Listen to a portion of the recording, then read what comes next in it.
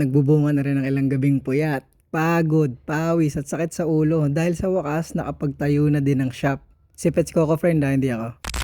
So kanina nagpunta ako ng DENR sa QC para maghanap ng gagamba. Hindi, joke lang. Para mag QBR syempre. And since nandito na lang din ako sa QC, dinaanan ko na din yung soon to open na physical store ni Master Pets Coco friend. Not sure kailan opening na to pero hindi pa siguro bukas. Lalong din naman ngayon. Pero malay nyo ba ng araw?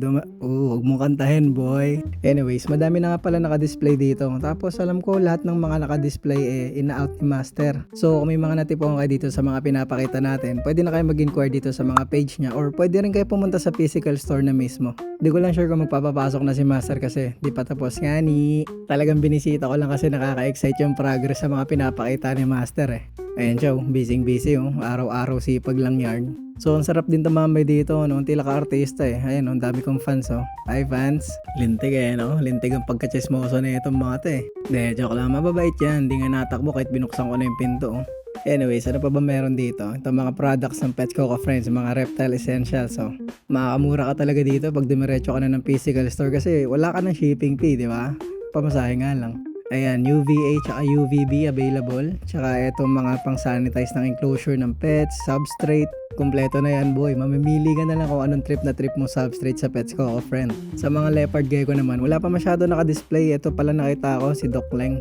Kulit ng matay Siguro kala niya lagi siyang piyasa sa pagkain. Doble-doble. Andito na din pala si Ocean, yung iguana ni Master. Medyo matapang nga lang. Sa mga tumingin ng inamunggal pahawak lang pahawak lang boy. Ano nga, tawin mo ako ng buntot mo? Tatakbo ka? Yoko na nga, baka magbayad pa ako Ano pa ba? Ito, mga enclosure na glass meron din sila. Soon pwede na rin magkape habang nakatambay. Mga board games meron din. Pag natalo mo si Master sa tic-tac-toe, may isa kang bidi. Pati Echos bag meron na din si Master. Iba na talaga galawan. May mga gerbil nga din pala dito. Ayan, ang cute Kaso, pag ginawa ka mo, nagtatago bigla Anyway, sa susunod, mas madami pang malulupit na may i-display dito. Kaya babalikan natin to once matapos yung shop. Tapos magdadala din ako ng pan-display dito. Yung mga pulang kabayo, ganyan. Para masaya. Para naman kay Master PCF natin, congrats na agad at see you sa opening. Comment na din pala kayo kung saan tayo pwede next dumayo, okay? Ako'y uuwi na. Bye-bye.